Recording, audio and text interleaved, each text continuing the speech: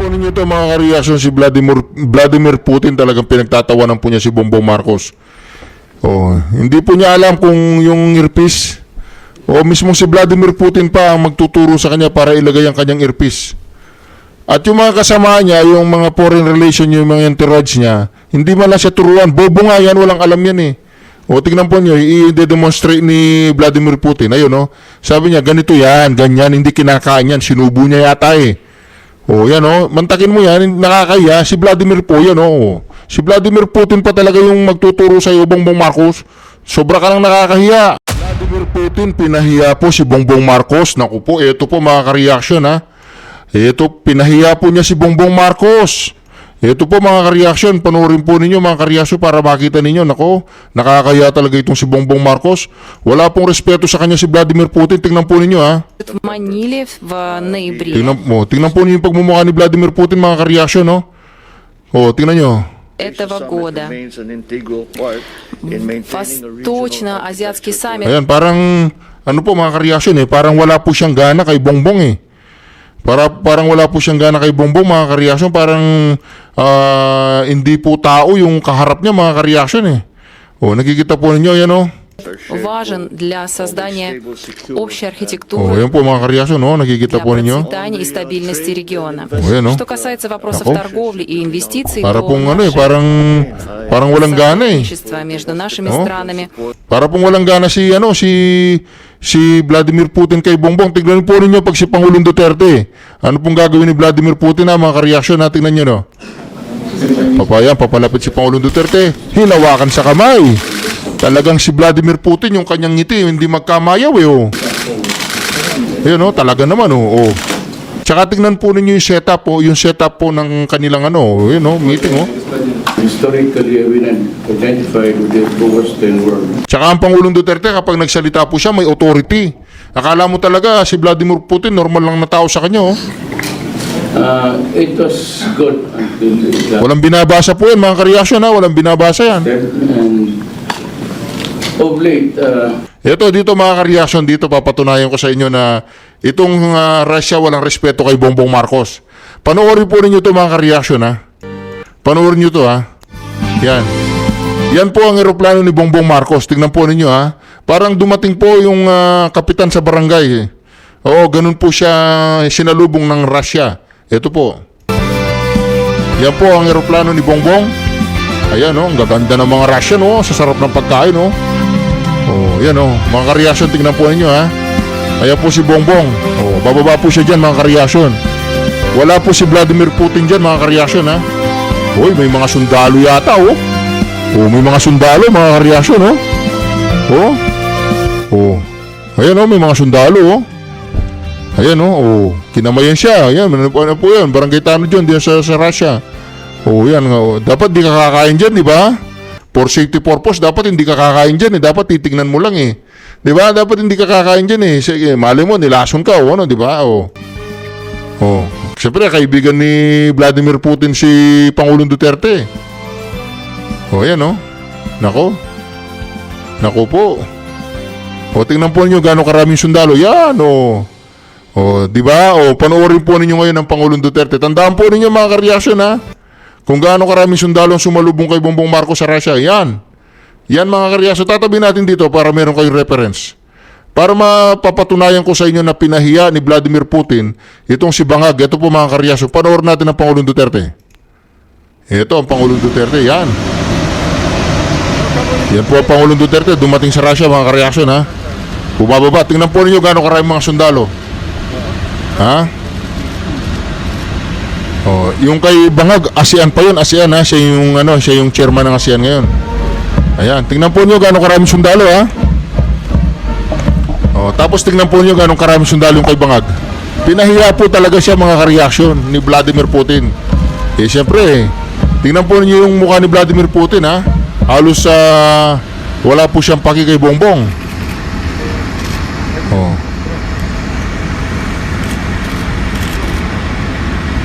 Ayan po, naglalakad po ang Pangulong Duterte. Talagang ano, panalong-panalo. Ang galawan ng Pangulong Duterte. Si Bongbong, wala eh. Wala man lang sumalubong na ganyang karaming sundalo. Tingnan yung sundalo sumalubong kay Bongbong. Wala oh. O, tingnan nyo po yung sumalubong sa Pangulong Duterte, mga ka-reaction. Hindi, yan lang isang katunayan kung gaano po kinatatakutan at nirerespeto ang isang Rodrigo Duterte. Alam po ninyo ang Russia, isa sa mga superpower yan. Pero tingnan nyo naman po ang pagkilala nila sa Pangulong Duterte. Ayan o, naglalakad ang Pangulong Duterte, talagang sinusundan siya ng saludo ng mga Russian na sundalo. Ayan o. Tsaka yung mga sumalubong pong sundalo kay Bongbong, ibang klase eh. Parang mga traffic enforcer lang sa Russia eh. Tingnan po ninyo ha. Ito para mga traffic enforcer to eh. Ano? O, di ba? Para mga traffic enforcer, wala man lang katikas-tikas pa nga eh. O, itong mga sumalubong sa Pangulong Duterte, para mga elite yun, para mga, kung sa atin tawagin, mga Bagyo Kadete, tingnan po ninyo. Ayan, di ba? Ayun, daming sundalo, mga kareaksyon, hindi pa yan. Hintay lang kayo. Ang dami, Kung para kay Bongbong, tingnan po ninyo yung sundalo kung binigay kay Bongbong. Mga traffic enforcer, ayan, nako, kakaunti naman. Walang respeto ang Russia pag ganyan. Tingnan po ninyo, panoorin ninyo yan. Wala pa yon, konti pa lang yon. Ito, 5 batalyon ang sumalubong sa Pangulong Duterte. 5 batalyon, mga kareaksyon. Yan. Ayan, Bongbong, nako. Ganyan po sinalubong ng Russia ang Pangulong Duterte. Iyang hiya ka naman, Bongbong.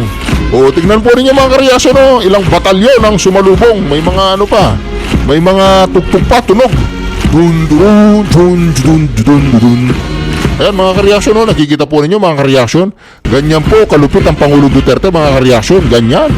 Ayan may naglalakad pa, may tumutorotot.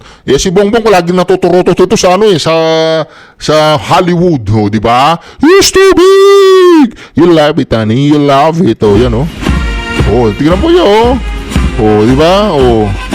Si Bongbong natuturotot, ito. Tarangan, turotot ito sa Russia, Ayan, mga kareaksyon, Napakalupit po, mga kareaksyon, ha?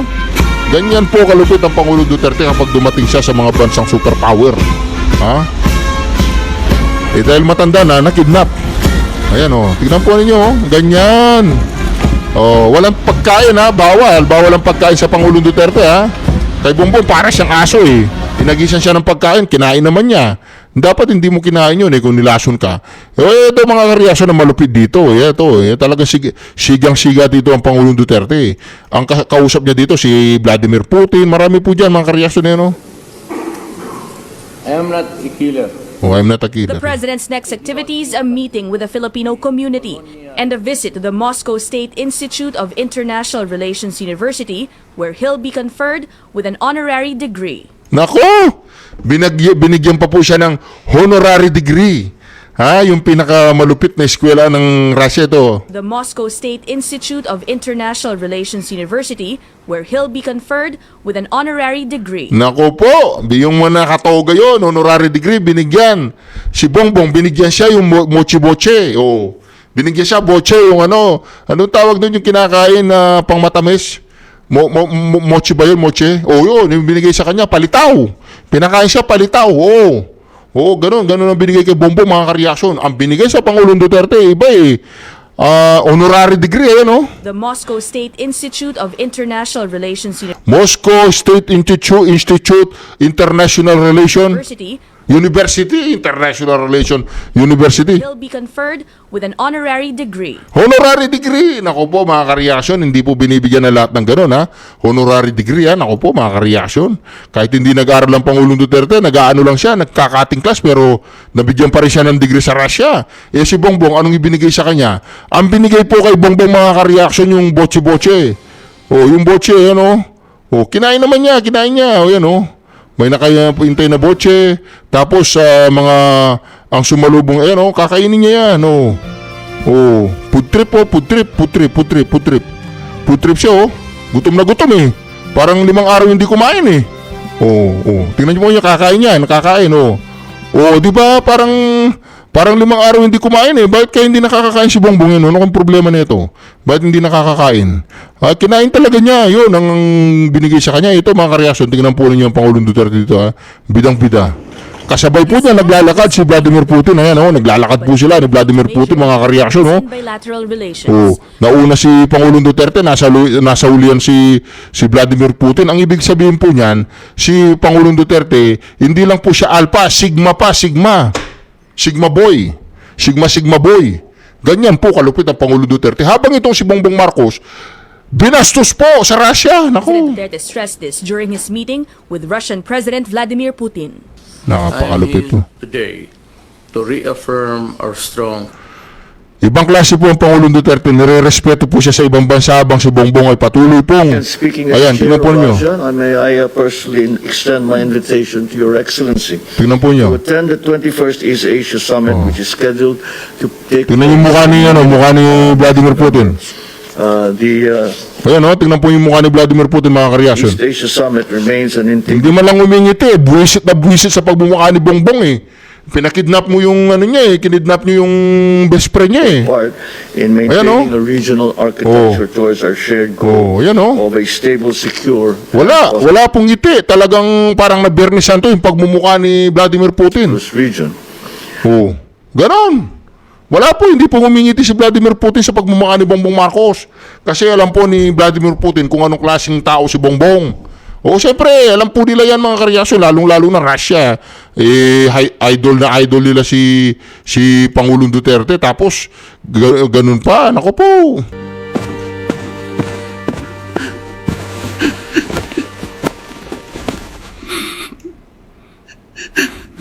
Ikaw pala yung hohooda sa amin.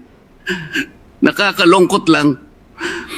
No, naging Chinese po si Senator Marcoleta. Ikaw pala yung hohoda sa amin. Nakakalungkot lang. Udas talaga yan Udas talaga yan. Mga kareaksyon, marami na pong kumakalas sa Marami na pong kumakalas sa JIL Mayroon po akong ipapalabas sa inyo mga kareaksyon. Talagang dismayado po yung isang kababayan natin. Marami po dismayado kay Bongbong. Ito, pakinggan po ninyo itong mga kareaksyon. Dismayado po. Ay hindi, kay Judas. Kay yung si Junior Lord. Iba na, BBM Lord na yung sinasamba niya. Junior Lord. Oo. Bongbong Lord. Ito. So sa mga hindi nakakaalam, no, isa pala si Mrs. Leader sa JL na sa Bible, sa group Bible study. At the same time, isa rin siya sa mga, may role din siya sa simbahan. Kaya nga, very frustrating talaga. First time ko talaga nakita ni Mrs. na sabi niya, hindi na siya masaya. Kasi dati, grabe talaga siya. Grabe ka devoted. Grabe ka, loyal. During sa vacation niya, o during yung pag-uwi niya kasi namatay yung kapatid ni Mrs. last week, sinabihan ba kami, nagsimba ba kami, ganon siya sa amin. Pero first time ko narinig niya na ayaw na niya magsimba. That's, Tinanong si Sandro Marcos. crucial. This is not about political. This is about corruption sa Pilipinas. Ang daming nagsuffer na mga Pilipino, kapwa natin Pilipino dahil sa corruption. Marami ng mga whistleblowers. Hindi lang isa, hindi lang dalawa, hindi lang tatlo. 22 Marines. Saan kami maniwala sa mga politiko na mga magnanakaw? Bihira ka lang talaga makakita ng mga politiko na hindi magnanakaw. At isa sa mga tiningnan namin na hindi ikaw magnanakaw is ikaw. Ikaw ang leader namin. Tapos ngayon, sumabay ka sa mga magnanakaw. How can you teach, thou shall not steal? And sumabay ka sa mga magnanakaw. Paano kami makakonvince na magsimba dyan? Tapos ngayon, big issue na ngayon. Ang hinahanap natin principle. Maraming nagsasabi na, wag niyong tingnan yung tao, tingnan niyo yung Panginoon. Pero pag mag-teach kayo, sinasabi niyo na kayo ang nag-represent sa Panginoon. Sinasabi na dahil sa problema, sinasabi niyo, wag niyong tingnan kami, diretso kayo sa Panginoon. Anong klase? 'Di ba? So grabe talaga yung si Mrs. grabe ang talaga kami. Hindi talaga kami masaya. Para sa pamilya lang ko habat, I will make it sure na hindi na kami magsimba. Maglipat na kami, maghamna kami ng iba. Si Mrs. grabe yan si Mrs. 18 years dyan siya. Galing pa yan sa Hong Kong dito, pati ako. Last 2014 pa ako dito sa Canada. Dyan na ako nagsimba. Kasi nga nakita ko para maganda talaga siya. Pero sa pinapakita ngayon walang prinsipyo, walang tawag nito. Hindi firm yung decision ba? Ha? So, yan, para sa akin para sa decision ko, para sa pamilya ko, 100% hindi na kami dyan. This is not about politika, this is not about this is about the corruption. Maawa ako talaga sa mga kapwa natin mga Pilipino na halos walang makain. Makita mo sa mga videos diyan. Tapos yung pera ninanakaw lang. Kita mo naman yan. Mali-malita, may mga videos, hindi pa kayo maniwala. Yan yung problema sa mga politiko ngayon. Very crucial kasi. Hindi mo kasi masabi na, i-separate itong simbahan sa politika. Kasi pumasok ka sa politika. Sabi ko nga, mas maganda pa kung mapriso ko, so be it. Kasi maraming nagtitingin sa iyo, maraming nagtitingin sa inyo. Kaya grabe talaga, grabing impact ngayon. Magalit man kayo sa akin sa hindi, maraming nagbakla sa akin, wala akong paki. Sinasabi ko lang, naawa ako sa mga kapwa Pilipino. Yon because of corruption. Ayaw ko sa mga corruption talaga, ayaw ko sa mga magnanakaw. Tapos ngayon nakisali tayo sa mga magnanakaw. Ang klase. Hindi talaga magandang image talaga yan. Makasira talaga yan. Maniwala kayo sa akin sa hindi.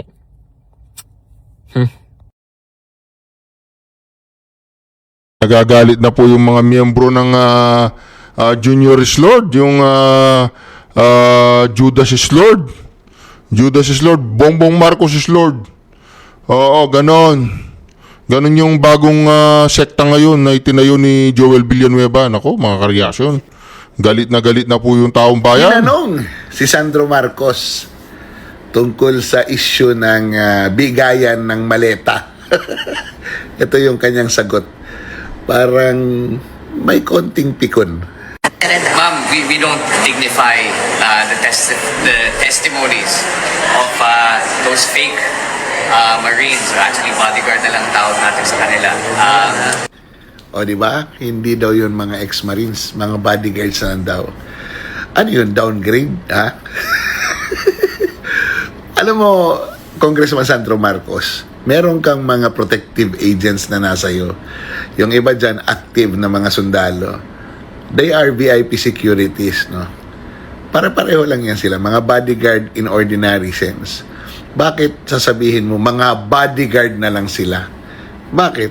What is wrong with being a bodyguard? Diba?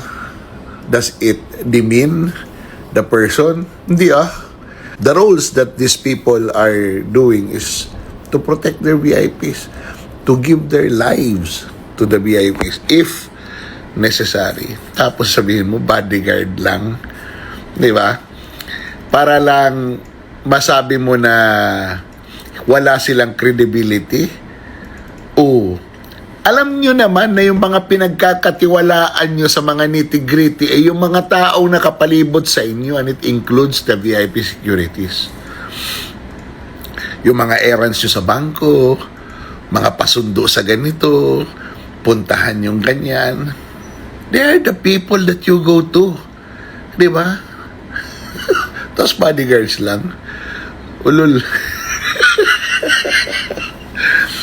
Para sa amin, mas credible pa sila. Why? Because in the nitty-gritty part of politics, sila ang nakakakita kung ano talagang mga ugali ng mga amo nila na hindi nakikita ng publiko. Sayang ang bayot! Akala po ni Sandro Marcos naniniwala pa ang tao sa kanila, no? Akala lang nila, feeling lang nila yan. Ang naniniwala sa inyo, bayot. Sandra, Jake Cyrus, alam mo sino naniniwala na lang sa inyo? Yung mga katulad ninyong magnanakaw tsaka sinungaling, sila lang ang naniniwala sa inyo. Magandang araw po sa inyong lahat. Well, sa ayaw natin at sa hindi, tapos na po ang boxing. Nagwagi po ang Bangag Junior na makuha ang Senado. Nakakuha sila ng 13 boto, kaya ngayon, isang sunod-sunuran sa Bangag sa Malacanang ang nakaupong Senate President. At yung kanyang mga attack dogs, nakaupo na rin sa iba't ibang komite kasama na nga dyan yung Kiko Pangilinan, si Mr. Noted Noted, bilang chairperson ng Senate Blue Ribbon Committee. Ibig ba sabihin nito, tapos na ang laban? Naku, hindi po. Dahil bagamat nakuha ni Bangag Jr. ang liderato ng Senado, meron pa rin po tayong 11 mga kakampi dyan sa Senado. Ang Senado po, binuo ng ating saligang batas para nga po maging independyente. Yan ay sinigurado na maging independyente sa pamamagitan ng paano natin hinahalal ang mga senador. Sila po ay halal ng buong madlang bayan. Sila po ay nationally elected. At dahil po rito, gaya ng presidente, meron silang mandato galing sa buong sambayanan. Kaya naman, pagdating sa pagiging kapantas ng presidente, kada senador, po pwede niyang sabihin, kapantay kong presidente kasi halos pareho kami ng mandatong nakuha. Sa katunayan, mas marami pang mga boto nakuha ang ilang mga senador gaya ni Robin Hood Padilla o kaya ni Bongo kesa kay Marcos Jr.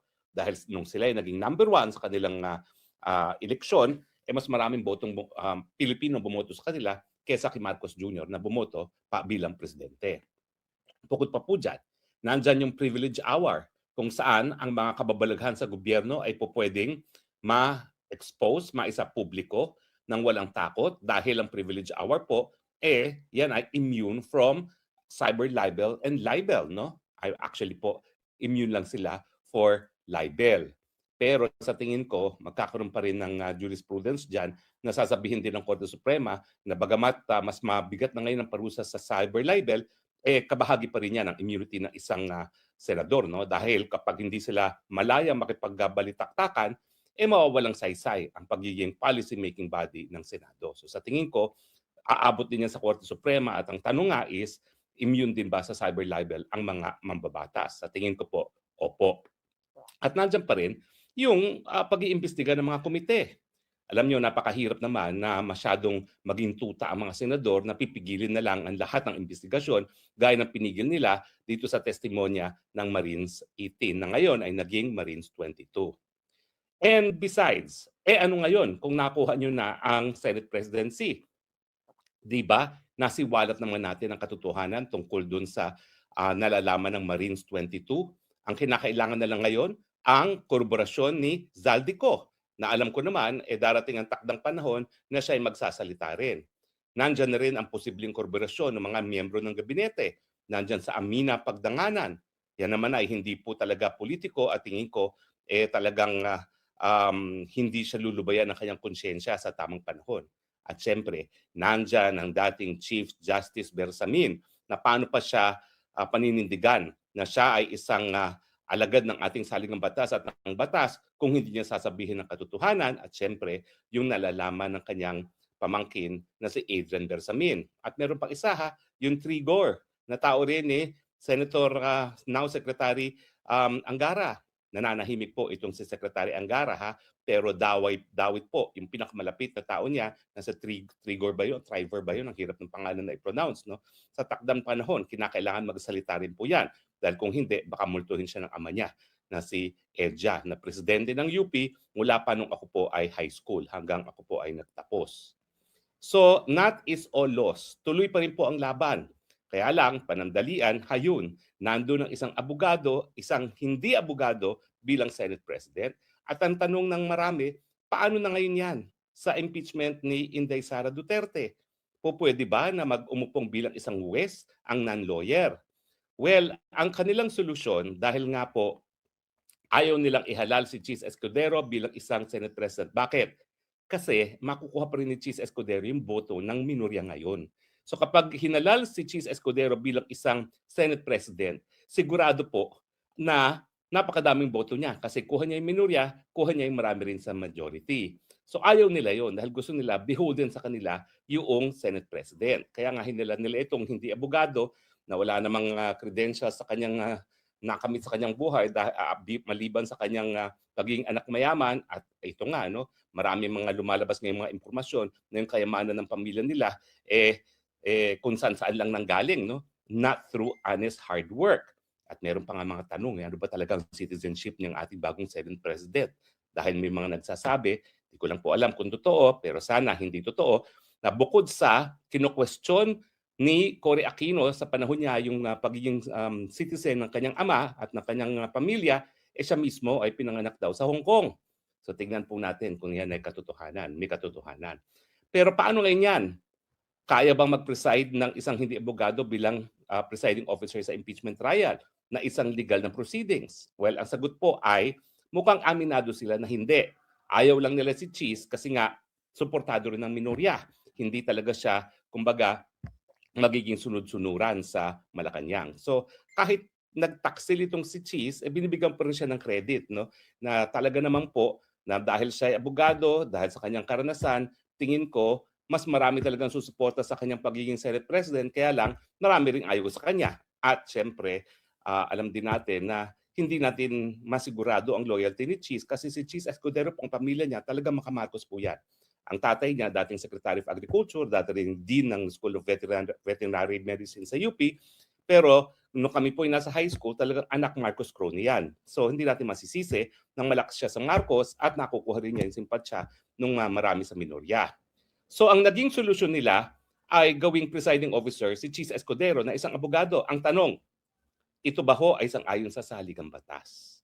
Walang sagot po, walang probisyon ang saligang batas kung sino talaga ang magpipreside sa isang impeachment trial kung ang ini-impeach ay hindi ang presidente mismo. Ang nakasaad lang sa saligang batas ay ang Senado ay uupo bilang impeachment court at sila ay manunungkulan bilang mga impeachment judges bago magtrabaho bilang isang impeachment court. Ang probisyon lamang tungkol sa presiding officer ay kung ang ini-impeach ay ang presidente ng Pilipinas. At nakasaad sa saligang batas na kapag ang ini-impeach ay presidente ng Pilipinas, ang Chief Justice kasama ang Senate President ang sabay na magpe-preside. At nakita natin yan nung in-impeach si dating Presidente Erap Estrada na si Chief Justice Davide at saka si Senate President Nene Pimentel ay umupo bilang joint presiding officers. Pero si Chief Justice walang boto. Si Nene Pimentel noon merong boto. So, ang tanong, dahil tahimik ang saligang batas kung sino magpe-preside kapag ang ini-impeach ay hindi presidente, sino magpe-preside? Yun nga po, walang sinasabi ang saligang batas. Kaya naman, ang ginawa ng Senado, dahil walang sinasabing saligang batas, gumawa sila ng amendment sa kanilang rules. Itong June of 2026 lang, anticipating na, nako, may impeachment trial at posible na ang Senate President ay hindi abogado kasi nga sinusulong nila si Win Gatchalian. So, ang amendment ay hiwalay na itatalaga ng Senado kung sino ang magiging presiding officer. At syempre, dahil meron ng bagong mayorya, yung mayorya ng 13 ang magsasabi kung sino ang presiding officer. At dahil dito, ang naging desisyon ng mayorya ngayon ay si Cheese Escudero ang magpe-preside. Ito ba ay sang-ayon sa saligang batas? Tahimik po ang saligang batas. Ito ba ay pinagbabawal ang saligang batas? Hindi. So, meron kasing kasabihan na kapag hindi pinababawal ay po pwede. So sa ganitong mga pagkakataon na walang sinasabi ang saligang batas kung sino magpe-preside kung ini-impeach ay hindi ang presidente mismo, maraming naniniwala na dahil hindi ipinagbabawal, pwede magtalaga ng iba ang mga miyembro ng Senado dahil after all, yung Senado ay may kapangyarihan na bumuo ng sa kanyang rules, sariling rules, at hindi po pwedeng paghimusukan ng ating hukuman.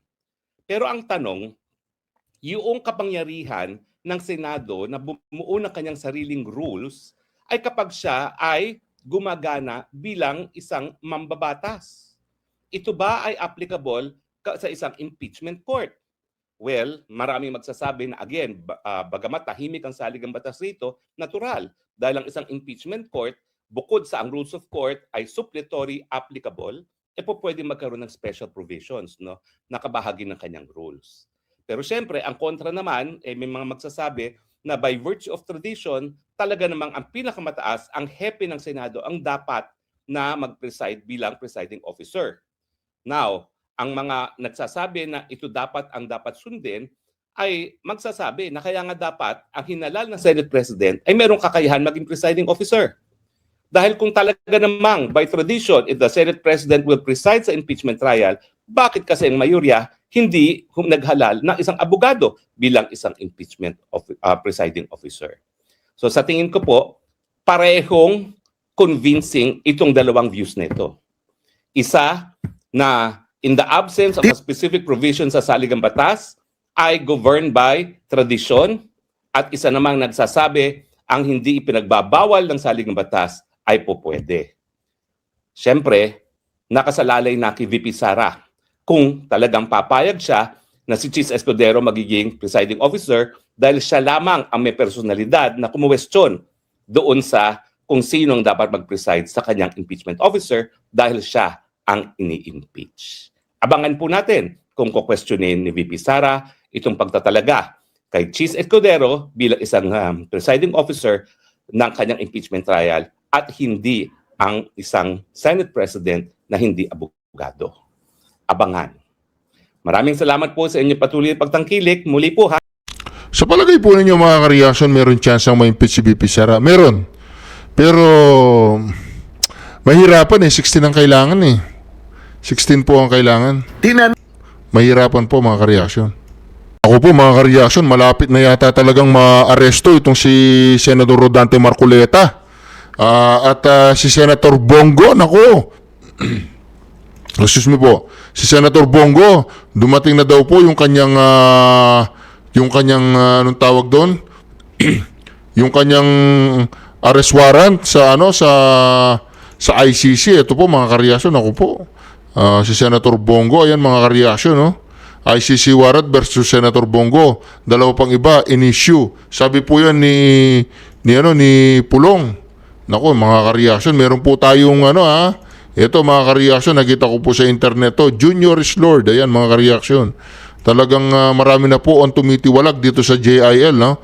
Sana naman itong si Eddie Villanueva tsaka itong si Joel Villanueva, pagdating ng araw pupunta silang langit. Ang mahirap niyan mga ka-reaction, yung kanilang mga miyembro nasa langit, silang dalawa nasa impyerno. Naku po, yun po ang pinakamahirap Yun po yung pinakamahirap. Ayan, naku po mga ka-reaction. Ngiting tagumpay, the Senate is under threat. Ngayon wala na, okay na, wala nang threat, di ba? Mano na, tahimik na.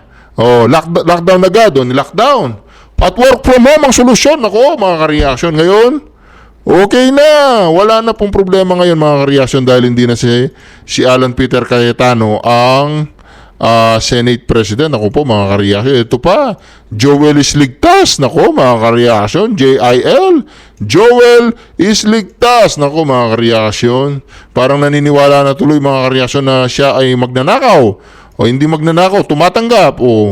Yan magnanakaw pa rin yung Joel's in lies, join in looting, Judas is Lord. Ayan mga ka-reaction, grabe mga ka-reaction, sinira ni Joel Villanueva. Yan, isa pa to.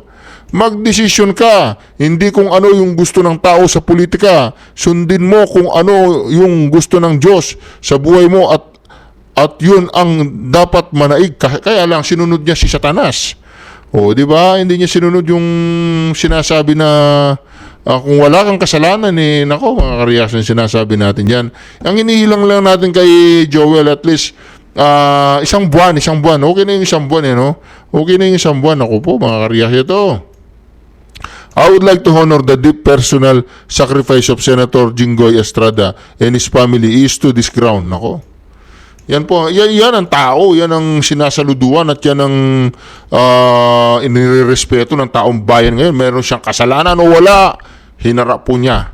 Hindi po siya yumuko kay Bongbong. Nako mga ka-reaction, ayan ito.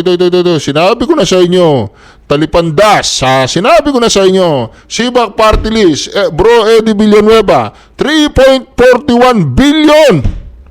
Ang allocable niya, 3.41 billion. Released by Kong Leandro Lebiste. Naku po, Cabral Files po yan. Kasama po siya sa Cabral Files. Naku mga ka-reaction, sinabi ko na sa inyo noon pa, si Eddie Villanueva, nako, isa rin po yan. Sinabi ko na sa inyo mga ka-reaction, si Eddie Villanueva, tahimik. Nasa Sibak Party List po siya, nasa Congress po siya, tahimik. Hindi siya nagsasalita sa nakawan, hindi niya kinukundina si Tambaluslos, hindi niya kinukundina si Marcos. Kailan po natin nakitang nagsalita ang Sibak Party List laban sa administrasyon? Sumama sa mga Duterte na tumutulig sa din. Sa kailan? Kailan natin narinig itong talipandas na ito na nagsalita laban sa administrasyong Bongbong Marcos? Kailan? Kasi nga meron siyang 3.41 billion. Party list lang po yan, ha? Si Bac, napatahimik po siya ng pera. Napatahimik siya ng pera. Ibig sabihin, ang pinaglalaban ng SIBAC ay korupsyon. Gusto nilang maraming pera para makapag-corrupt po, di ba? Citizen against corruption to eh. Oo. Anyway, mga ka-reaction. Ito na po, si Senador Rodante Marcoleta, papakinggan po natin. Nila sa akin, Jen. Yan, opo. Kuha nila sa akin, Jen. Yan, opo. Ako, hindi nila ako kinakausap for obvious reason. Di ba? Anong ginawa nila? Hindi nila kayo mapipressure. Nag-invento sila. Oho. Saan ka naman nakakita, Jen? Para sana maintindihan sana ng mas madali. Opo, ng ating mga kababayan. Kasi kahapon, yung assistant ombudsman, na nakita ko siya, nagpa-interview na naman siya sa isang istasyon ng television, na tinatanong siya, bakit po ninyo, pati si Senator Marcoleta, kinasuhan nyo ng plunder? Oho. Kasi po kahit ako, parang hindi yata yun kasi contribute. Yun ang tanong sa kanya. Yun naman, donasyon ng mga kaibigan niyang Hindi private naman pera funds ng naman gobyerno yan. Tapos sinabi niya, hindi, kasi kahit private funds kasi, kapag yan ay binigay na merong pangako o kung ano mang pabuyang parang ibigay niya dahil meron siyang opisina, ganyan.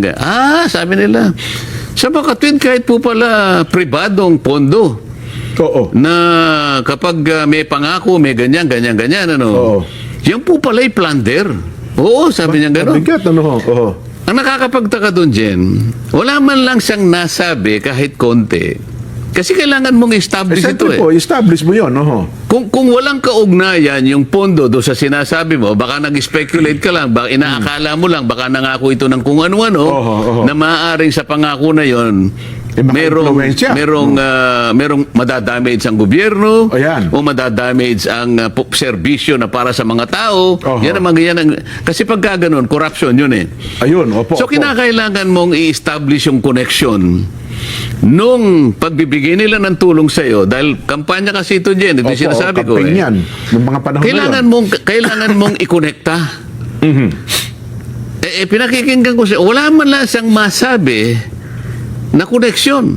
Pagkatapos, bumalik na naman sa iba. Alam mo, kanya, ang plunder kasi, kaya mas marami yung napagtatalo kami, sabi siya. Mahirap kasi kanyang i-prosecute ang plunder. Kaya, alam mo kasi, pag plunder kasi, corruption yan, katiwalian, talagang wala kang makitang resibo. Wala kang makitang paper trail. Opo. Ganyan, kasi plunder nga raw, Kaya napakahirap talaga. Opo. Ngayon, ang sinasabi nila, siya inamin niya eh. Siya mismong nagbigay ng katibayan. Sa palatuntunan natin ito. Sabi niya, parang admission against interest. Tingnan mo itong mga taong ito. Siguro para sa mga kababayan nating nag-iisip. Si Senator Marcoleta, kumandidato ng 2025 election. May kaibigan siya, tumulong sa kanya. Nagkataon kasi yung mga tulong na binigay ay wala pang campaign period. Hindi pa po. Pero yung tulong na yon ay sakop ng election period. Ang election period kasi, Jen, ay 1 year before the election. So isang taong singkat yun, ano? Opo. Pero yung campaign period, magsisimula ng February 11. 90 days ata national. Hanggang 90 days yan. Opo, 90 days. Hanggang sa ikaw ay manalo na, ano? Ngayon, so sabi ko, ang trato ko dyan donation kasi wala pang campaign period. Opo. January. Ang campaign period kasi February 11 ang umpisa. Opo. Dapat kapag binigay during the campaign period contribution. February 11 ngayon. Opo. Ito nang submit ako ng SOSE. Liwanagin natin para makita ng mga kababayan natin. Doon sa SOSE ko, sinabi ko, ang aking expenditures, yung ginastos ko. Opo, sa kampanya. 112 million pesos. Opo. Okay. Ngayon, sinisita nila ako, paano ka makakagasta ng 112 million? Tiningnan nila yung SALN ko, yung net worth ko is only 52 million. Mas malaki ang yung ginastos mo. Teka mo na. Ito lang ang pera niya. Saan niya kukuha ka ng 112 million? Ng 112. No, sabi ko, hindi mo na kumikibo nun dahil hindi ko na pinapansin noon di ba? Opo. Nung magpasya na ako mag-explica sa COMELEC dahil sa binigyan ako ng parang isang magpaliwanag ka, sabi niya. Opo, ipaliwanag niyo po yung side ninyo. Opo, Bakit yun dito? hinangan ako ng kaukulang pagpapaliwanag.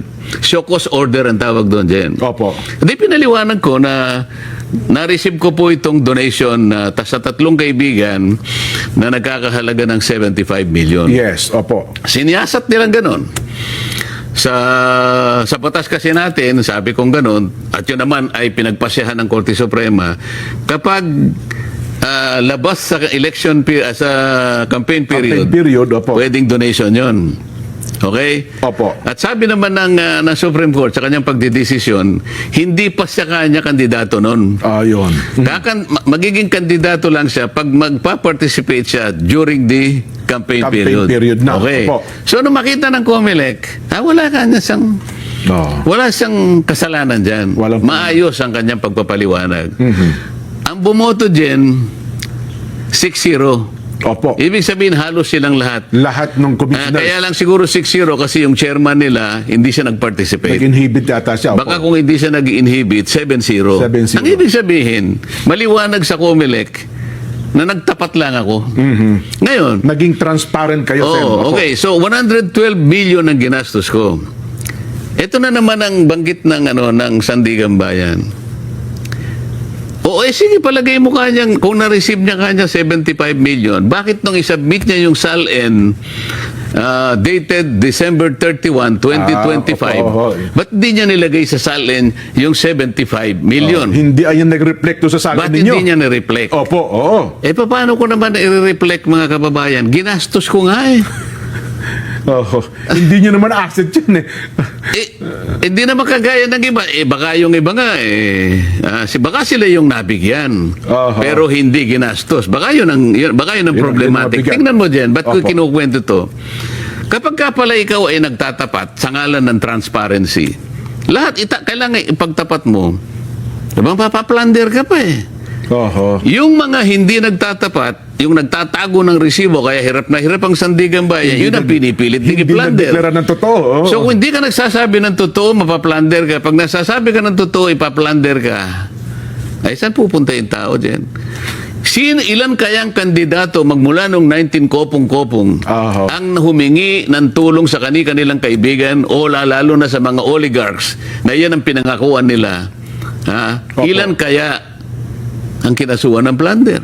Sa contribution dyan, ngayon lang ako nakakita sa kasaysayan ng National Prosecution Service na pati yung contribution, tulong ng mga kaibigan, ikaka-plunder mo pa. Wala pa bang mga naunang kasong ganyan din? Wala. Ito lang talaga, first time. Wala. Alam mo ba? Test case pala ito, no? Alam mo pati yung mga estudyante ng batas. Ng mga nagtatawa law students, ano? Alam nila yung elemento ng pagka sinabi yung plunder, merong elemento yun eh. Yes po. Kailangan mong i-connect dun sa corruption, dun sa damage sa gobyerno. Kunyari may project, may kontratang gobyerno, palagi mong kinukonect dun eh. Merong may injure na parte ng gobyerno. Meron kang sa katiwalin na yung kumita ka, nag-kickback ka, may ill-gotten ka. Pero ng gobyerno dapat eh. O kaya naman, kahit na hindi doon sa paraan na yon, pero pinangakuan mo na ganito, hindi, kanya tatanggalin natin si ganito. Tatanggalin mo yun, walang kasalanan yun, nagseserbisyo. Ibig ko sabihin, palaging merong connection na gano'n ang gagawin mo dahil meron siyang nakikitang magagawa mo. Yun ang hindi plunder kung hindi indirect bribery. Po yun. Kasangkot na rin yung PD46 na sinasabi nila kasi magpinsang buo yung dalawa na yun eh. Lahat ng kukunin mo na pabor o ibinigay sa'yo, may kapalit yun. May pangako. Dahil sa opisina mo. Ngayon, kailangan ipaliwanag natin, ano ba ako nung ako'y kumakandidato na senador noong 2025 national elections? Ito ako noon. Magtatapos ang aking term June 30. Last term nyo noon as congressman eh. Last term ako. Gagraduate ako. Matatapos ako June 30, 2025. Yes po. Bago ako kumandidato, Jen, nasa 19th Congress ako, bago pumasok ang January 2025, na kung saan doon nila ako binigyan ng pantulong, panggastos ko, sino si Rodante Marcoleta? Si Rodante Marcoleta ay congressman na tinanggalan ng mga ng lahat ng mga committees. Commission on appointments. Halos lahat ng kasama ko, kinalaban na ako. Nakita mo, papasok ako sa committee, merong maninigaw sa akin, merong magtutulak sa akin, may kukunin ng hopyang kinakain ko lahat. Hindi na raw kayo kasali doon. No? Hindi na, magmo-motion lang ako. Your Honor, I'm sorry, you cannot make any motion because you are no longer a member of this committee. Yes po. Kailan po ninyo ako tinanggal? Basta po kayo natanggal na. Ganon po yung kalagayan ko. Yun ang kalagayan ng panahon na yun. Pagkatapos, yung Commission on Appointments, yan, tinanggal din po ako ron. Tinanggal din po ako ron. Katapos-tapusan, pati po yung mga allowance na tinatanggap ng bawat isa sa amin, inalis din sa inyo. entitled naman po ako dahil congressman pa po ako doon. Ang pagkakaiba lang namin, ako po'y inaway na parang hindi na po ako kasali. Yun. Ganon po ang kalagayan ni Rodante Marcoleta nung siya'y kakandidato ng 2025. Nasa kalagayan ba ako na mag-offer ng magagawa ko sa sino mang tutulong sa akin? Inaway na nga ako. Ang kalabang ko na ay Speaker ng House of Representatives. Halos buong kongreso ng kalaban ninyo. Hindi lamang yun. Ano pa ang kalagayan ni Rodante Marcoleta? Yan, Tingnan mo yung survey SWS at saka Pulse Pulse Asia. Asia. Lahat na po ng survey, lahat na natin. Number 32 ako. Tama po. Pagkatapos, minsan maawa sa akin yung survey. 31. Hanggang sa umabot ako sa 23, 22, pabalik-balik ako sa 22, 23. Jen, halimbawa ikaw, alam ko namang hindi ka mahilig sa karera eh. Yes po. Hindi tayo nangangarera. Dahil alam mo yung ating kalagayan. Pero sa mga nakakaintindi po ng karera ko, nakakabasa po ako, maski sa comics lang. Mahilig ako sa comics nung ako'y bata. Tsaka sa pelikula siya, napapanood natin. Tatayaan mo ba yung kabayo na yon? Kundihado? Walang Ang ibig ko po sabihin, tataya ka lang sa isang tao, ano man ang gagawin, aktibidad, kung may maasahan ka doon. Siyempre naman po. Sino po tataya sa akin? Number 33 ako. Ako tataya sa iyo. Senator Marcoleta, ako tataya sa iyo. Ayan, nakataya na nga ako. Yan, Sara Marcoleta 2028. Naku po, mga kareaksyon.